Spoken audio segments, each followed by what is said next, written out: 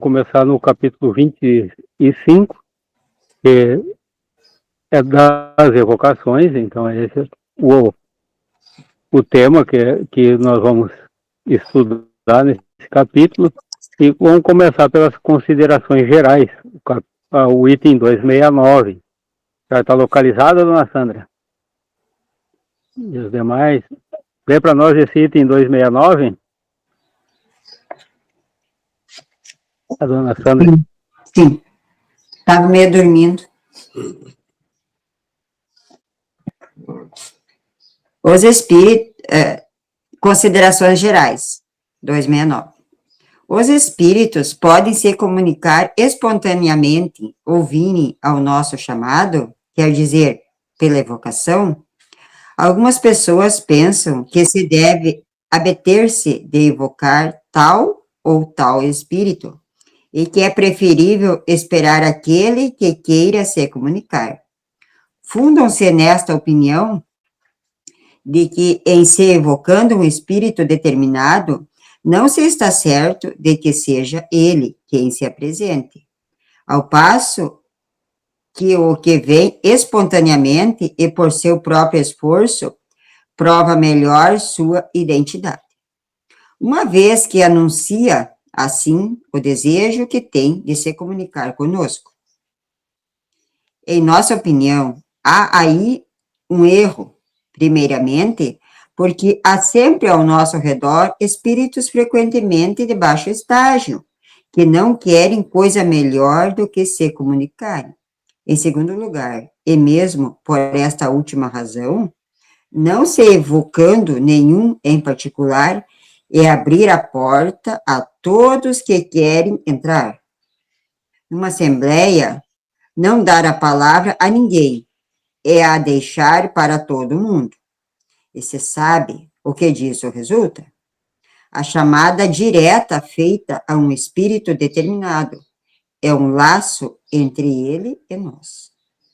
O chamamos por nosso desejo e o pomos assim, uma espécie de barreira aos intrusos, sem uma evocação direta.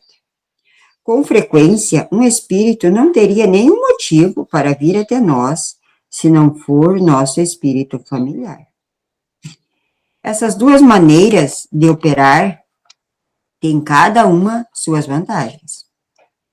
E o inconveniente não estaria senão na exclusão absoluta uma das duas. As comunicações espontâneas não têm nenhum inconveniente quando se está senhor dos espíritos. E se está certo de os maus não tomarem nenhum império, então, frequentemente, é útil esperar a boa vontade daqueles que querem se manifestar, porque seu pensamento não sofre nenhum constrangimento e se podem obter, dessa maneira, coisas admiráveis, ao passo que não se pode dizer que o espírito que chamais está disposto a falar ou capaz de fazê-lo no sentido que se deseja. O exame escrupuloso que aconselhamos é, aliás, uma garantia contra as más comunicações nas reuniões regulares, sobretudo daquelas em que se ocupa de um trabalho continuado.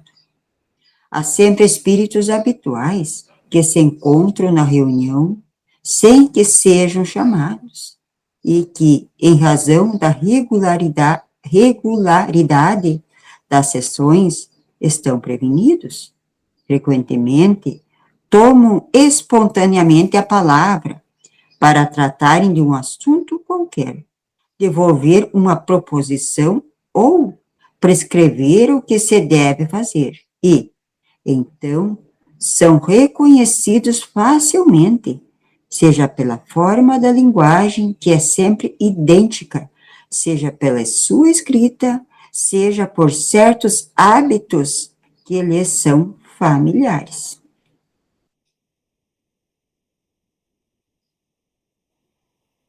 Até aí já temos conteúdo bastante para refletir. Bom dia, Jaque. Então, ficou alguma observação aqui nessa leitura, o que chamou a atenção, o que nós, alguma dúvida?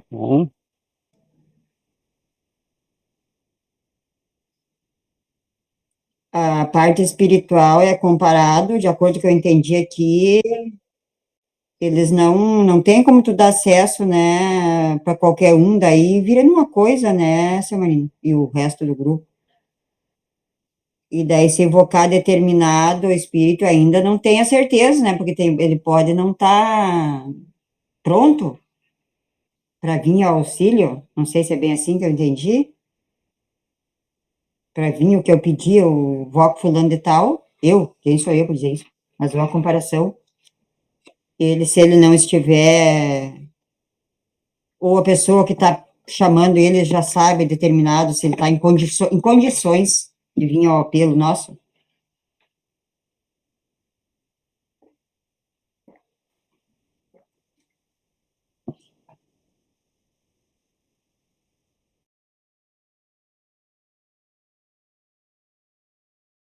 Não sei se é aqui no meu que está meio... Dona Sandra?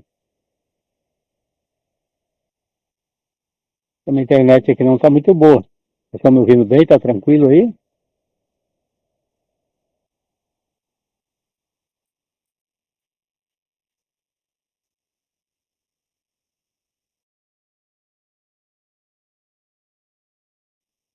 Acho que eu que não estou ouvindo bem aqui alguma coisa. Alguém fala aí, vamos ver o que é. Consegue nos ouvir? Nós estamos ouvindo bem, senhor. Tá, não, agora deu, agora tá tranquilo. Tá, eu não sei se eu não consegui ouvir bem a pergunta da dona Sandra ali. Houve umas partes, outras cortadas, daí se alguém quiser se manifestar, aí eu fico da...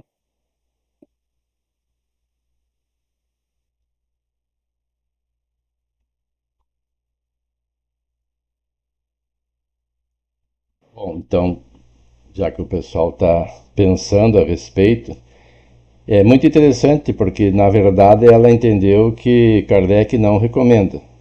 Mas o que ele está dizendo aqui é como evocar. Na verdade, ele está nos orientando a respeito dessas questões, porque ele coloca aqui ó, que às vezes as pessoas argumentam que por não poder identificar, se justificaria não fazer evocação, né? E ele diz assim, em nossa opinião, isso é um erro. Primeiramente porque há sempre em torno de nós espíritos, as mais das vezes, de condições inferiores que outra coisa não querem senão comunicar-se. Em segundo lugar, e mesmo por esta última razão, não chamar a nenhum em particular é abrir a porta a que todos que queiram possam entrar. Ou seja, ele está dizendo, se nós fizermos uma reunião mediúnica com o objetivo de obter uma comunicação para um determinado fim, e não nomearmos quem a gente quer ouvir a sua orientação, qualquer espírito presente pode assumir a comunicação e falar o que quiser. Então ele recomenda que faça, mas faz algumas observações a respeito de como fazer. Ele diz assim, numa assembleia, não dar a palavra a ninguém é deixá-la livre a toda a gente. E sabe-se que o que daí resulta. Se nós fizermos uma reunião qualquer, uma reunião de diretoria, por exemplo, e não tiver alguém que dê a palavra para um, depois para outro, assim como faz o Marino aqui no nosso grupo de estudo, todo mundo vai querer falar ao mesmo tempo. E numa questão de uma reunião mediúnica, a gente nem sabe quem está presente, a não ser os médiuns que têm evidência e que não são a maioria. Então qualquer espírito pode assumir e falar o que quiser, então ele recomenda que faça. E diz assim, a chamada direta de determinado espírito constitui um laço entre eles e nós. Por exemplo, aqui, se eu quero falar com o seu Júlio, eu falo, seu Júlio, eu crio um laço entre mim e ele, e ele vai atender mais prontamente. Agora, se eu der a palavra como fez o Marino, não houve laço nenhum direto, né? E aí nós ficamos naquela expectativa, será que alguém vai falar? Então fica livre. Então é essa a recomendação dele, que se faça. Mas ele tem algumas observações aqui, ó. Cada uma destas maneiras de operar tem suas vantagens e nenhuma desvantagem haveria, senão a exclusão absoluta de uma delas. Ou seja, uns entendem que não deve fazer, porque não se pode identificar quem está fazendo a comunicação, quem está se comunicando.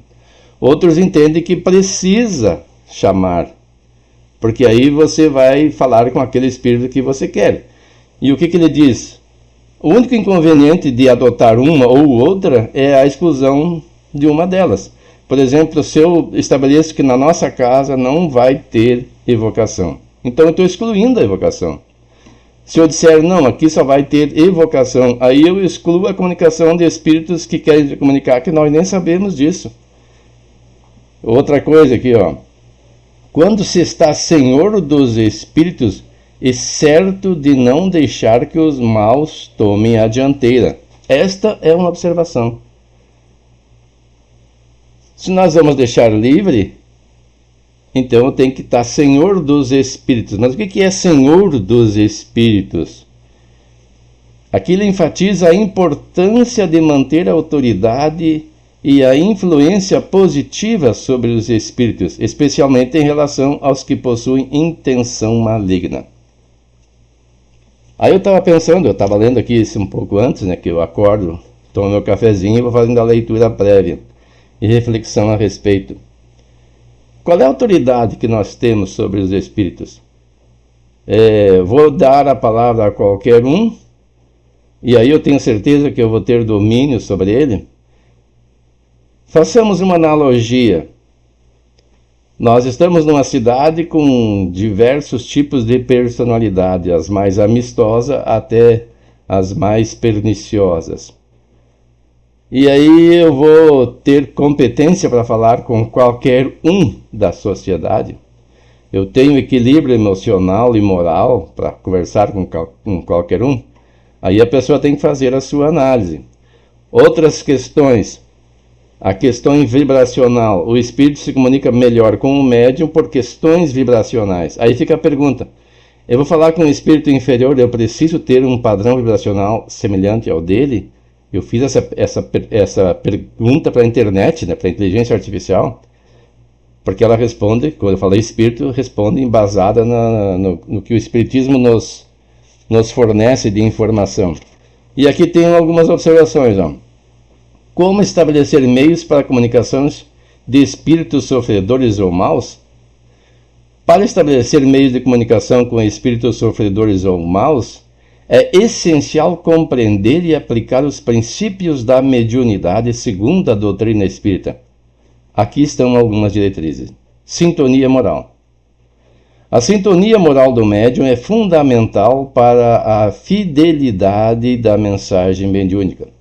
O médium deve demonstrar um comportamento moral elevado e disciplinado para receber a transmissão com precisão,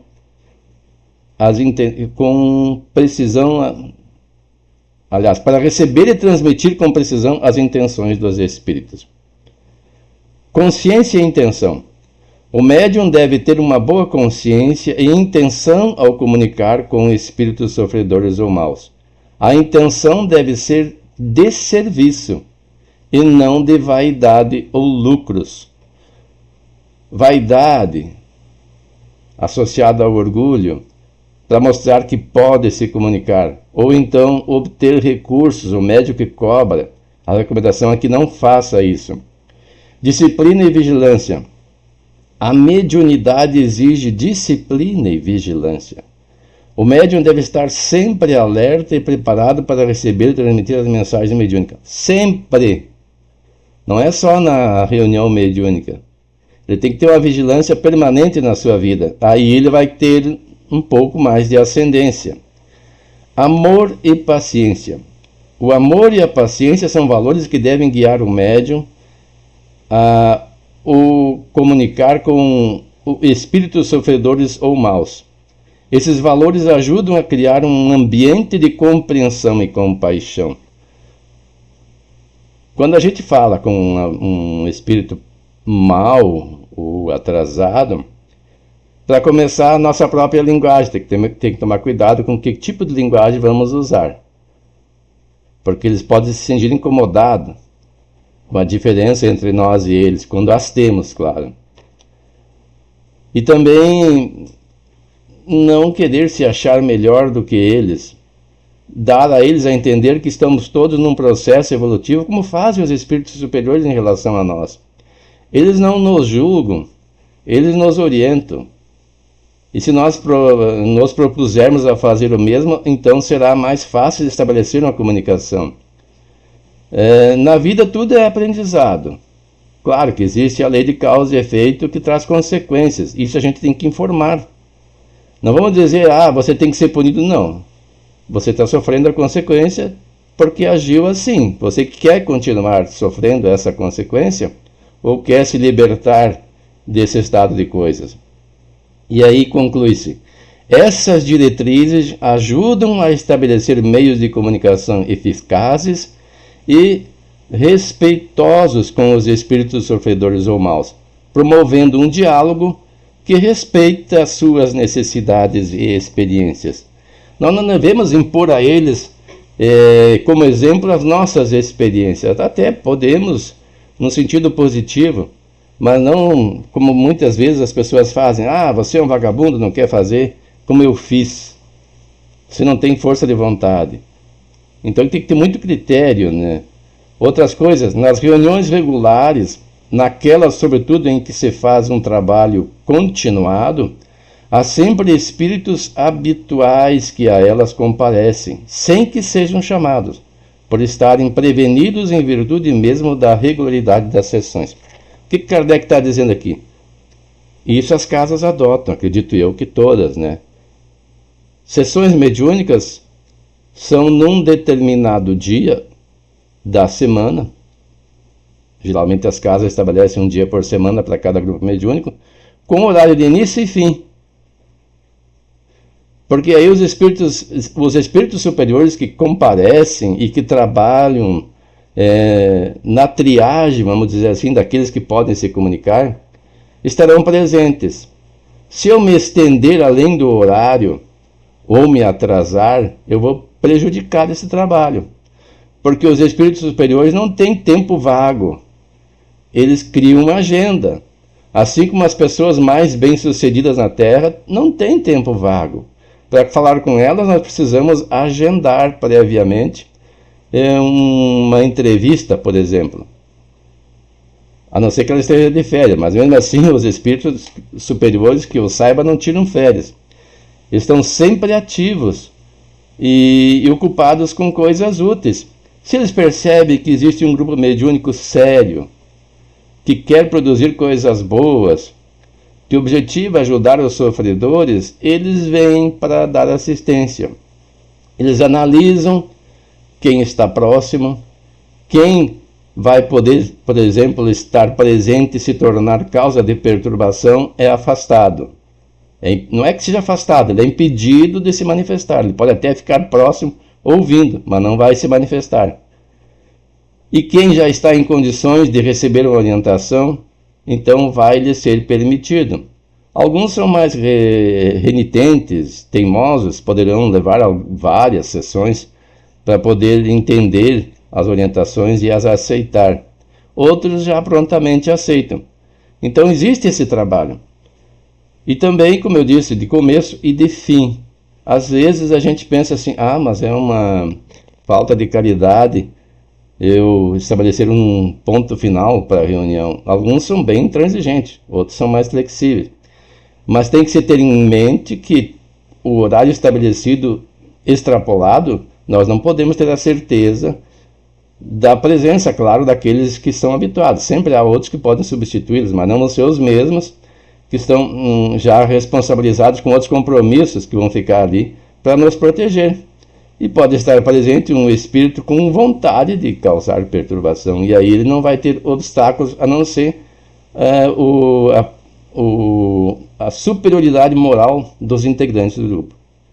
E aí entra um conjunto, a assistência espiritual e o equilíbrio moral do grupo. Existem vários relatos de sessões mediúnicas que saíram do controle por causa desse despreparo. Primeiro, as pessoas não estudam suficientemente.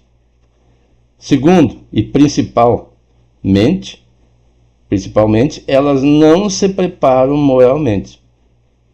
E isso é um alerta para todos nós, né? Mantermos uma vigilância constante. Mas então, por que a FEB e as federativas geralmente não recomendam a evocação? Também fiquei curioso e fui procurado na inteligência artificial. Pergunta no Google e ele responde, né? E diz assim: a evocação é uma prática recomendada por Kardec no Livro dos Médiuns, esse ponto que estamos estudando, como uma forma de comunicação com espíritos. Ele argumenta que a evocação pode ser uma maneira de se conectar com espíritos e obter informações ou orientações. No entanto, algumas federativas e a FEB podem não a recomendar por razões de segurança, ética ou por uma abordagem mais passiva em relação à mediunidade. Kardec enfatiza a importância de evocar com a seriedade e respeito, e a prática deve ser realizada de forma controlada e metódica. Então, se a reunião mediúnica for controlada e metódica, como eu falei, claro que eu só dei uma pincelada sobre os tópicos que devem ser observados, é recomendável até que se evoque. Mas também pode-se deixar livre, até o recomendável é que você faça os dois. Se eu quero uma orientação específica, então eu evoco. Mas se eu quero simplesmente atender aos necessitados, eu deixo livre. Mas eu tenho que ter o cuidado de o grupo ser harmonizado, ou seja, de não ter pensamentos antagônicos, conflitos entre as pessoas. Tudo isso pode perturbar. Hoje em dia está muito presente no Brasil a questão política, né? Nós temos dois polos de conflitos e que geram atritos dentro do próprio movimento espírita e de todos os movimentos cristãos do mundo. E isso não pode estar presente numa sessão mediúnica. E nem entre os participantes, cada um é livre para pensar e vai colher os frutos das suas escolhas. Nós devemos, sim, quando possível, orientar segundo o nosso entendimento e também ouvir a opinião dos outros, mas fora desse momento. Porque isso pode criar vibrações que perturbam a reunião. A reunião tem que ser harmônica, nós temos que ter objetivos comuns, que é auxiliar os sofredores. E aí nós teremos a certeza da proteção dos espíritos superiores e pode-se fazer evocação ou deixar livre para quem quer falar.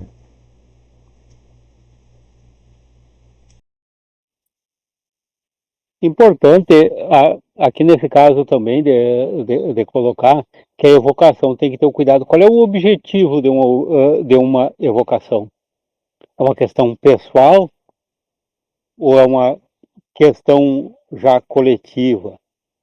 Porque a gente tem que ver também que, às vezes, a gente tem aquela vontade por uma curiosidade ou por uma questão muito pessoal, ou até para saber alguma coisa que depende de nós e nós queremos uma muleta, queremos passar a responsabilidade para o outro saber o que fazer. Então, tem coisas que não depende, que é pessoal da gente, que a gente tem que raciocinar e saber, não compete os espíritos vir nos ajudar, porque quando é necessário orientação, a gente recebe através do espírito protetor, do nosso anjo guardião, assim como, né, ou por alguém que nos é próximo, às vezes também é usado pela espiritualidade para nos trazer a orientação correta no momento, então não precisaria uma evocação. Outra coisa, como nas nossas reuniões mediúnicas, não é comum vir um parente nosso, um conhecido, alguém que já participou do próprio movimento do trabalho da casa, vir ali, e daí a gente diz, não foi evocado. Será que não? A evocação é só aquela formal, aquele depois que inicia o trabalho, que chama pelo nome do ciclano, do fulano, do ciclano, e que pede a comunicação? Ou quantas vezes, através do no nosso, pelo nosso pensamento, que é o meio que há essa evocação, pelo pensamento no nosso dia, quando nós evocamos aqueles que depois vêm na reunião, eles vieram porque eles tomaram a iniciativa ou foi nós que provocamos? Isso não seria uma evocação, não aquela direta, mas indireta, não teria sido? Então, muitas vezes nós fazemos sem nem se dá conta.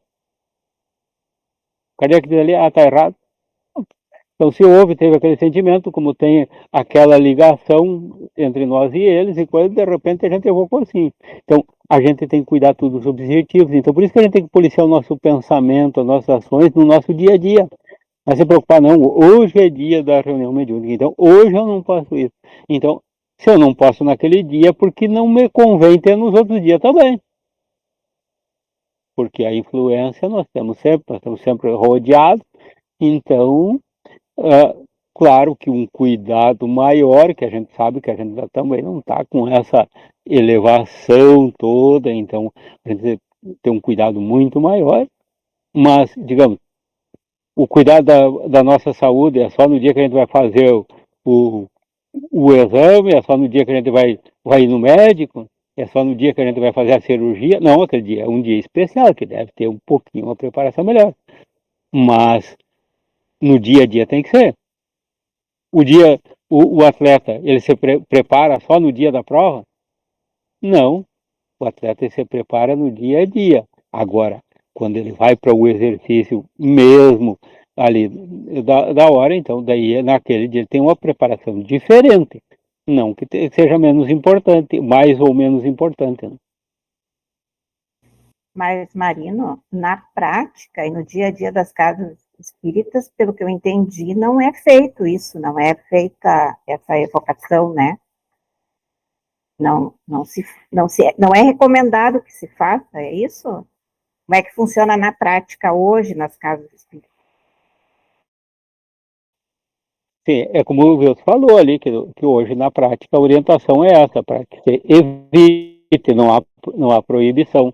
Então, tudo, ver o objetivo. Qual é o objetivo? Tiver uma necessidade, um objetivo, tem casos que não fazem no habitual. Mas tem a casa que eu sei que tem grupo espírita que uma vez por mês eles abrem e fazem a evocação do o espírito que coordena pelo lado espiritual os trabalhos daquele grupo para ele trazer alguma orientação para o grupo. É uma evocação direta para aquele espírito coordenador, mas com um objetivo que justifica. Agora, digamos, um de nós chegar na reunião, eu quero falar com o meu parente, ou com o próprio espírito protetor. Então, vive gritando no nosso ouvido, e a gente não dá ouvido, depois a gente quer uma hora que ele tire um tempo e venha nos dar. Então, eu não sei se eu consegui responder, mas também vou deixar para outro também complementar se for necessário.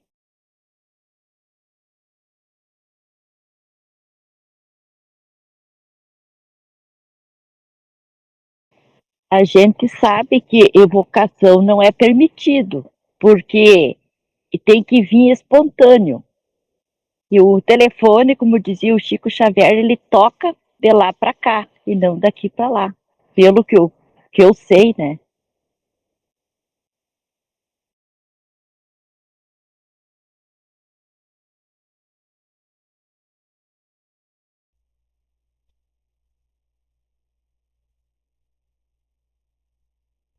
Mas isso geralmente é nos trabalhos mediúnicos das casas. Tem as exceções que nem o Wilson e o Marino falou, que aí é diferente. Antônia, levantou a mão ali, pode falar, por favor. Bom dia, eu só queria pedir desculpa por ter entrado atrasada e ter faltado na aula passada. Eu estava com a minha madrinha na UTI e estava atendendo as filhas dela que estavam se revezando na visita, que ficaram comigo porque elas não são daqui. E agora, bem na hora de começar o estudo, ligaram do hospital que ela vai ir para o quarto. Daí eu fui dar um atendimento para elas. E quero dizer também assim, ó, que eu só tenho gratidão a Deus, a Jesus e a espiritualidade, porque eu sempre sou atendida. E esse caso é mais um caso de que Deus, ele faz tudo pelo melhor, porque ela estava entubada, sedada, e aos poucos ela foi se reabilitando e agora já vai para o quarto. Então, esse ano, assim, e todos os dias da minha vida, eu só tenho que agradecer para Jesus. E peço desculpa, então, pelo atraso. E quanto a essa parte, eu também acho, como diz a colega, o telefone toca lá de cima. Mas, e também acho que às vezes a gente, sem querer, está evocando. Quando a gente pensa numa pessoa que está no outro lado, poderia me ajudar se tivesse aqui. Isto é, acho que uma evocação também, né? Naquele momento. Dona Antônia, não tem nada que pedir desculpa, porque o que a senhora fez, a senhora teria que se desculpar se a senhora tivesse feito ao contrário, se a senhora não tivesse atendido a pessoa que necessitava para estar aqui conosco. Daí, então, não tem que desculpar, está corretíssimo. Então, vamos prosseguir. Alguém tem mais o que falar ou vamos passar para a próxima questão?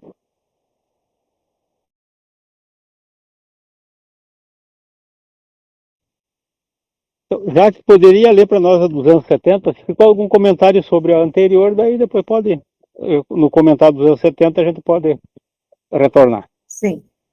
270. Quando se deseja comunicar com determinado espírito, é de toda necessidade evocá-lo.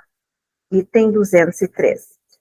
Se ele pode vir, a resposta é geralmente sim. Ou estou aqui, ou ainda, que quereis de mim? Às vezes, entra diretamente em matéria, respondendo de antemão às perguntas que lhe queriam dirigir.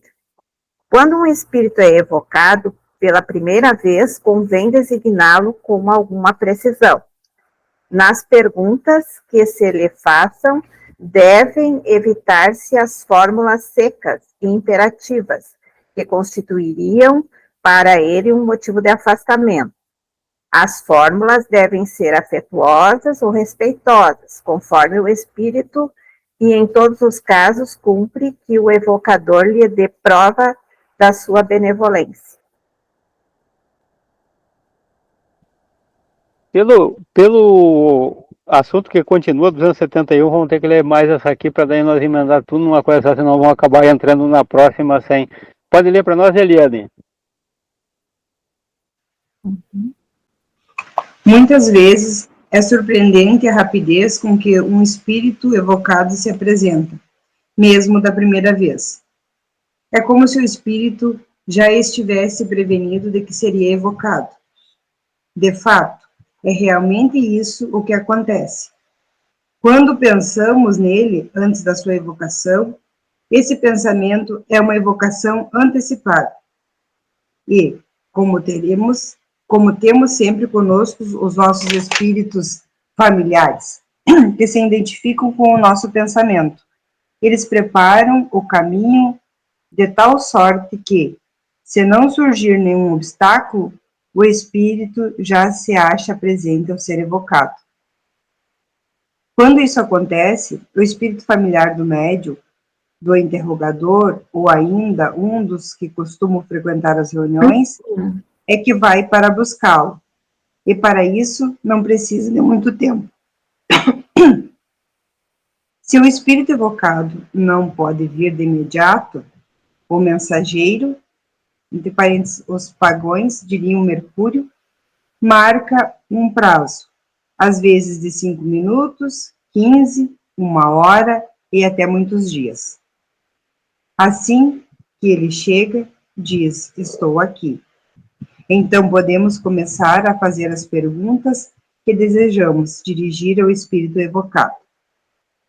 Nem sempre o mensageiro é um intermediário indispensável, pois o espírito pode ouvir diretamente o chamado do evocador. conforme explicado no item número 282, pergunta número 5, sobre o modo de transmissão do pensamento.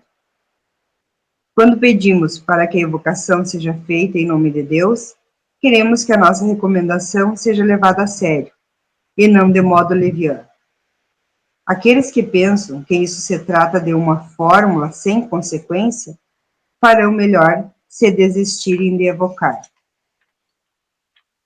Me chamou a atenção, não, mas continuando o pensamento, né, de que a gente, o seu Marino, acho que tinha falado, que a gente evoca pelo nosso pensamento, né? Então, às vezes a gente pensa que não evocou, e aí aparece aquele familiar, ou um amigo, ou alguém conhecido lá na reunião mediúnica, e talvez tenha sido uma evocação. Mas, claro, se ele puder vir, e também, digamos, numa reunião mediúnica com todo o suporte e o amparo da espiritualidade, né?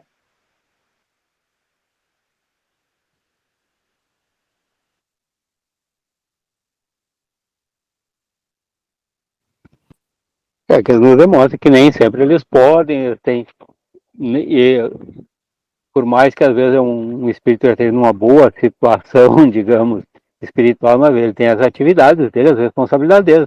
É como aqui entre nós. Agora, todos que gostariam de estar aqui conosco, aqui nessa reunião, estão?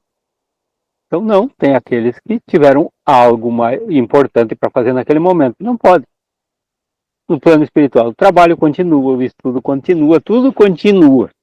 Então, tem aqueles que também estão com uma atividade que no momento em que a gente gostaria que eles comparecessem, eles não podem. Então, é mais ou menos isso. Então, cuidar com as fórmulas ali, mesmo que no final ali, que fazer a evocação em nome de Deus. Então, isso aí é uma coisa, é algo que nós temos que refletir bastante, porque será que é só falar em nome de Deus é o suficiente? Ou o que seria, então, para não ser uma fórmula, que a gente pode fazer isso como se fosse uma fórmula, como pode fazer de uma maneira que a gente está mesmo fazendo em nome de Deus. O que é em nome de Deus? Então, em nome do bem, em nome daquilo que é elevado. Então, a gente tem bem que ver essas questões aí para refletir, porque é um trecho que parece curto de leitura, mas tem muita informação aqui, que uma releitura e bastante reflexão sobre o assunto nos leva a entender muita coisa que, se a gente ler rápido, ou que com certeza só no nosso observação aqui ainda é pouco para a gente entender muito, e não temos nem esse objetivo de esgotar, porque é estudo que nós temos para várias encarnações. Eu acho assim, ó, que por mais que através do pensamento seja evocado alguém da família, se não é permitido, eu acho que não vem, né? Aí não dá comunicação igual, né?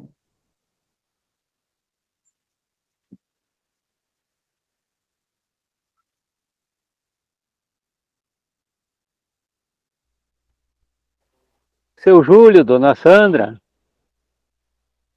o Márcio, estão todos quietinhos ali, o pensamento. Eu sei que está a Mila ali, mas...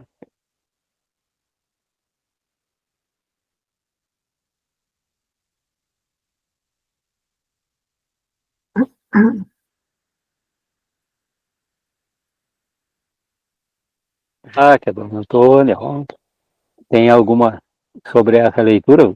Sobre a anterior, enfim.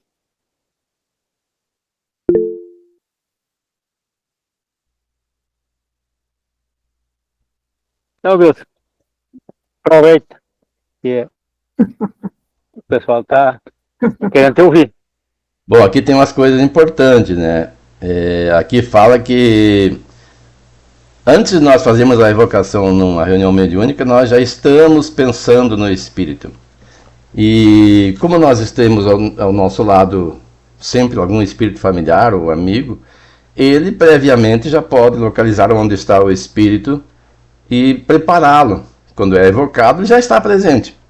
Aí eu me recordei daquela passagem do suicida, que está lá no livro dos Missionários da Luz. E mais uma vez eu reforço o auxílio que nós temos para usar o Google, agora que tem inteligência artificial, né? E aí eu coloquei um textinho ali, perguntando sobre o suicida, né? Como é que foi feita a preparação, que está lá no Missionários da Luz. E essas fontes ele me trouxe a seguinte resposta. E é conforme eu me lembro também, né? A preparação para o encontro em desdobramento com o espírito do suicida no livro Missionários da Luz, narrado pelo espírito André Luiz e psicografado por Chico Xavier, envolveu uma série de procedimentos espirituais e uma cuidadosa preparação do médium encarnado. Então não foi um simples desdobramento da viúva que queria informações porque ela acreditava que o seu marido havia sido assassinado em um assalto em via pública. E ele, quando cometeu o suicídio, planejou isso. Ele simulou. Ele comprou uma arma escondida e em via pública atirou na própria cabeça de uma forma que desse a entender que teria sido um assassinato, um latrocínio. Mas a polícia suspeitava de suicídio. E a história está lá. Quem não leu, eu recomendo que leia Missionários da Luz para ver o enredo todo, como as pessoas se comprometem devido aos seus erros e as consequências. Mas aí vamos prosseguir no nosso tópico de hoje, que é sobre a comunicação. No caso, não foi uma comunicação assim, num centro espírita, mas por desdobramento, porque ela evocava através das orações. Ela queria saber a verdade.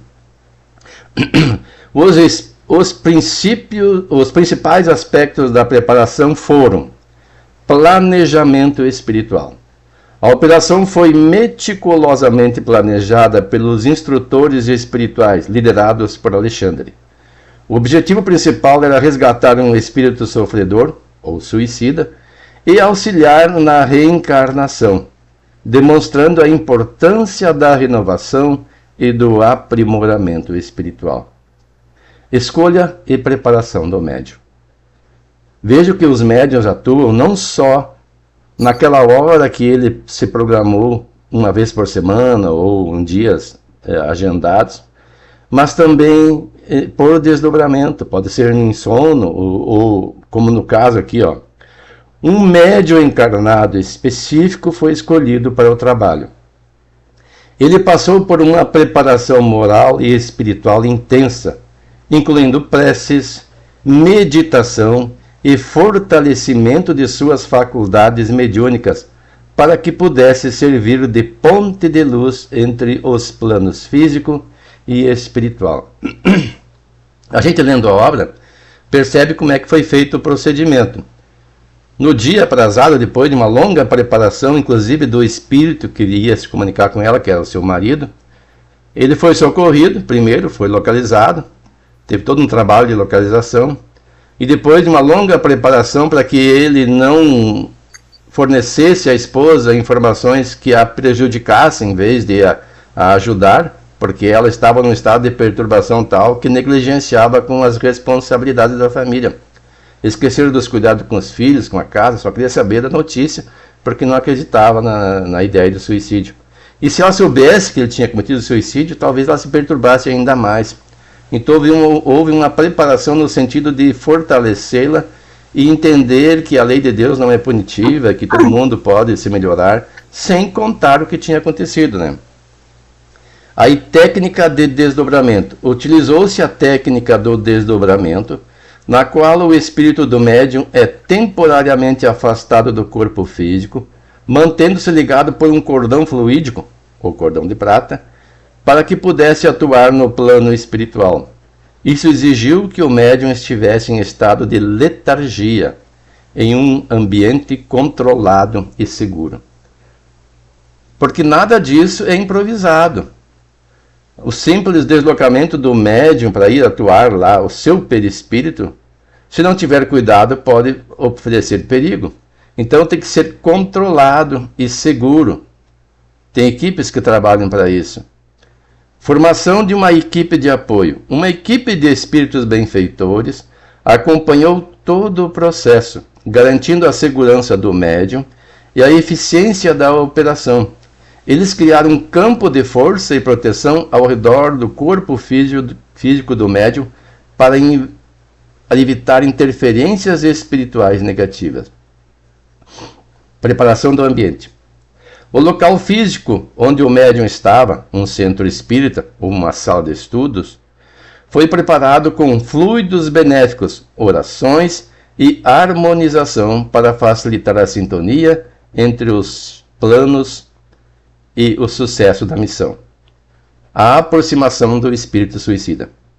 O espírito do suicida, que se encontrava em profundo sofrimento e desorientação no umbral, foi localizado e preparado energicamente para o encontro, a fim de que pudesse suportar o contato e ser receptivo à ajuda. Todo esse processo visou demonstrar que a assistência espiritual é um trabalho sério, organizado e que exige dedicação e preparo tanto dos espíritos desencarnados quanto dos encarnados envolvidos. A narrativa detalhada serve como uma escola de preparação para a vida e para a morte. Então há que se ter muito cuidado. Nós devemos estar preparados. As nossas leituras das obras espíritas não são para simples deleite ou satisfação da curiosidade, como é que essas coisas acontecem, mas para aprendizado.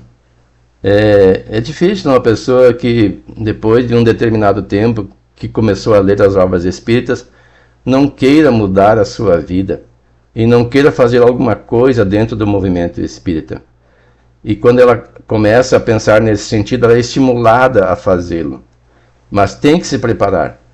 Não se pode colocar uma pessoa sem preparo a lidar com coisas que não conheça, sob pena de prejudicar o trabalho e até mesmo a própria pessoa. E no caso das evocações, então temos que estar preparados. E se deixarmos a liberdade para quem quer que seja se manifestar, mais ainda. O ambiente deve ser conforme aqueles critérios que nós já falamos aqui, de harmonia, de equilíbrio, de preparação. Todo esse cuidado é necessário para que tudo aconteça conforme o planejado. Eu acho que eu já falei o que eu precisava falar aqui, pelo menos que eu pensei que precisava. Se alguém ainda também quer falar. E uma coisa que há pouco a gente estava falando do cuidado antes, no dia e do trabalho mediúnico, agora com a fala do Wilson, a gente também, uma das coisas que acontecem, é muito comum a gente ouvir entre os médios que participam das reuniões, dizer que já durante o dia, ou até um dia antes, já começaram a sentir aqueles ou sintomas, ou a aproximação daquele espírito que você comunicou na reunião.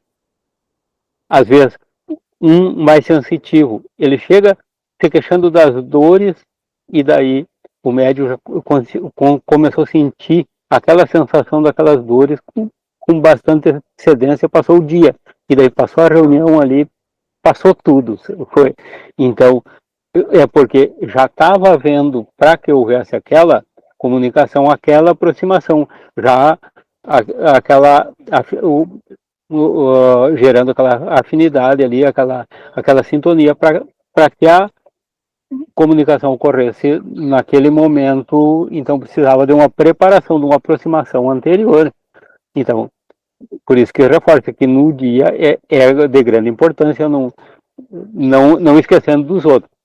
Então, é uma coisa que eu lembrei agora quando o Wilson estava falando ali, da questão do mensageiro, porque se ele é escolhido para se comunicar, então ele já é trazido por um mensageiro da casa, aquele que sabe da necessidade e que já aproxima. Isso nós vemos também na literatura espírita, tem bastante exemplos de que aquele que vai se comunicar já é trazido antes para perto do médium, já para ir havendo aquela afinidade, até para que o médium possa, já com esse contato anterior, chegar na hora e transmitir melhor o que precisa ser transmitido, né?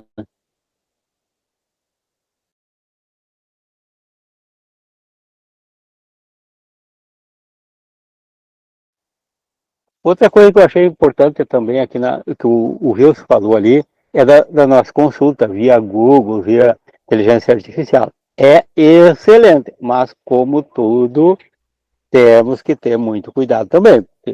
No Google você acha de tudo, a inteligência artificial também cria coisas, coloca, ela busca informação, então geralmente, né? Geral, então ela vai trazer coisa certa, como na internet tem de tudo, ela pode trazer coisa errada, também tem que ter um certo discernimento, né? Porque colocou ali no Google que vai vir a resposta certinha, exata, às vezes vem bem. Então, temos maneiras hoje com a tecnologia também de restringir para evitar esse tipo de coisa. Hoje temos ferramentas gratuitas ali, que é muito importante para nós, eu utilizo muito. E, hoje nós temos tanto no notebook ali, é uma coisa que a gente coloca aquele conteúdo, os livros, bota o livro da codificação, digamos, ali. E daí a gente faz perguntas, ela vai responder só com o que tem ali, ela não vai buscar na internet. Nós temos também essa mais famosa aí das inteligências, a primeira, agora abre o microfone. Não. A Gemini? Como? Gemini, não é? Também é uma, mas tem da OpenAI, o GPT, o chat GPT. Também ele tem como a gente abrir ele ali e fazer que a gente coloca o banco de dados que a gente quer. Então, e daí depois na pesquisa ele vai buscar só naquele, digamos, todo o livro da codificação. Nós temos todos eles em PDF no site da Federação. Então, se a gente baixa o PDF do site da Federação, então, aquilo que nós temos disponível e coloca ali, e daí a gente determina a pesquisa só dentro daquele nosso banco de dados, na nossa biblioteca ali. O que acontece também com o notebook LM, também gratuito, e que a gente baixa ali aqueles, e a busca é feita dentro daquela nossa biblioteca ali, então a gente sabe que ele não vai buscar opinião qualquer, né? Então é dentro da nossa, é como se a gente estivesse pesquisando dentro da biblioteca da nossa casa ali, os livros físicos, só que com a agilidade que não tem comparação, né? A propósito dessas observações do Marino, eu sempre digo, vai fazer uma busca, tem que ter pelo menos um conhecimento prévio. Mas o Google, lá da inteligência artificial do Google, ela coloca os links das fontes. Se a pessoa quer saber de onde tirou a informação, como disse o Marino, ela pega a informação que está na rede. Às vezes pega a informação de chat, de informação de blog, que não são necessariamente verdadeiras, mas ela cita a fonte. A pessoa pode ir lá e consultar. Mas aquela consulta também vai dar certeza? Aí é que está, a pessoa tem que ter um conhecimento das obras básicas, senão não adianta. Não adianta eu olhar na fonte, está lá na fonte. Mas a fonte está dizendo a verdade? A fonte é confiável? Tudo isso é importante. E como eu já tinha lido a obra, é exatamente o que está na obra. Tem muito mais coisa, claro que ela fez um resumo ali, porque se vai colocar o livro, é melhor ler o livro inteiro. Mas num caso de emergência como agora, eu não tinha como sair daqui, procurar o livro e também fazer o trabalho que o Marino recomendou, que é o ideal. Eu quero, por exemplo, fazer uma palestra de determinado livro. Tem os e-book. Tu pode baixar o e-book e colocar lá nessas inteligências artificiais e pedir para ela fazer um determinado assunto. Aí ela vai colocar para ti uma orientação, não é que você vai simplesmente ler o que ela coloca.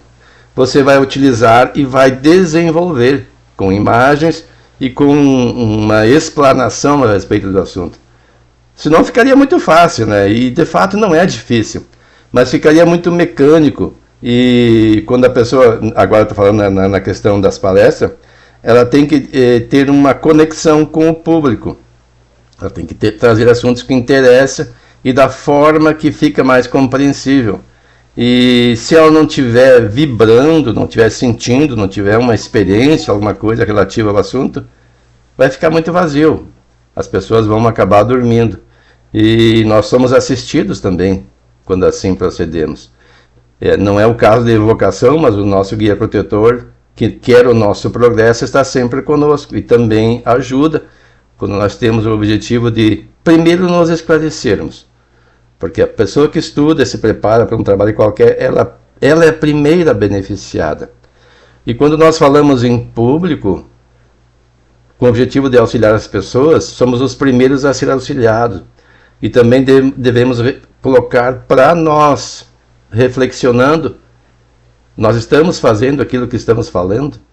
Tudo isso nos coloca em empatia com as pessoas que nos ouvem, que nos assistem, porque elas também têm os mesmos dilemas. Todos nós que estamos na Terra temos ou tiveram, alguns que já superaram. O próprio Paulo de Tarso se queixava, dizia que tinha um espinho na carne. Todos nós temos as nossas dificuldades. E seremos sempre auxiliados quando nós precisarmos. E nós temos as ferramentas, essas que nós estamos mencionando. Nós estamos assoberbados de trabalho, hoje em dia tem recursos mil, mas também a demanda de nosso trabalho aumentou muito. Então nós devemos e podemos fazer uso, mas com critério, como disse o Marino, para não ficar aí reproduzindo coisas sem sentido. E a gente vê, há muitos anos eu vejo pessoas falando, às vezes, publicamente, coisas que não são verdadeiras, citando, como se fossem palavras de Jesus, trechos que captaram dos evangelhos e uniram como se fosse um só, e não entenderam. Por exemplo, quando diz assim, Jesus falou, vós sois deuses, ele não afirmou que nós somos deuses, ele falou, não está escrito na vossa lei, sois deuses. Ele estava se defendendo sobre uma tentativa que planejavam apedrejá-lo porque ele dissera que era filho de Deus. Então ele citou o Salmo. Não vamos adentrar nesse assunto, mas é só para nós esclarecermos que também nós, os palestrantes, podemos cometer equívocos quando não vamos buscar as fontes.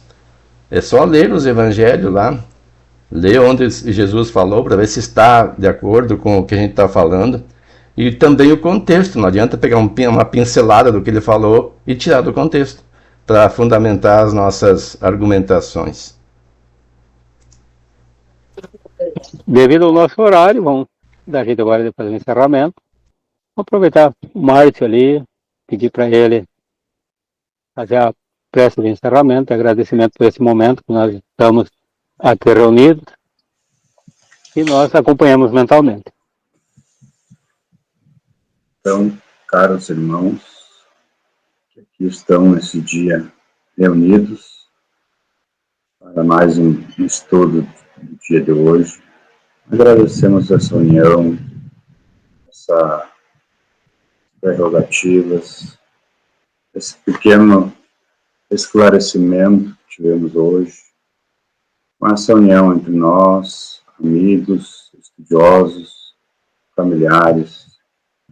Agradecemos a espiritualidade que esteve aqui conosco, agradecemos todos que estiveram incluídos nesse estudo do dia de hoje, aos irmãos que estão em busca do caminho da luz, que tenham tido um esclarecimento, que tenham sido guiados em direção a esta luz.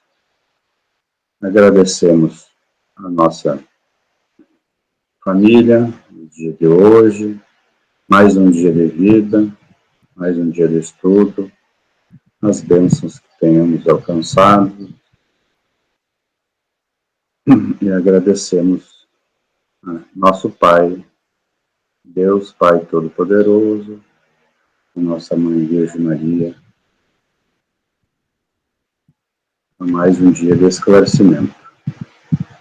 Após essas prerrogativas, damos encerrados o estudo do dia de hoje. Assim seja. Sérgio, uma boa semana a todos. Assim seja. Até o Bom próximo domingo a encontro. todos. Obrigada. Saúde e paz. Tchau. Tchau. Tchau.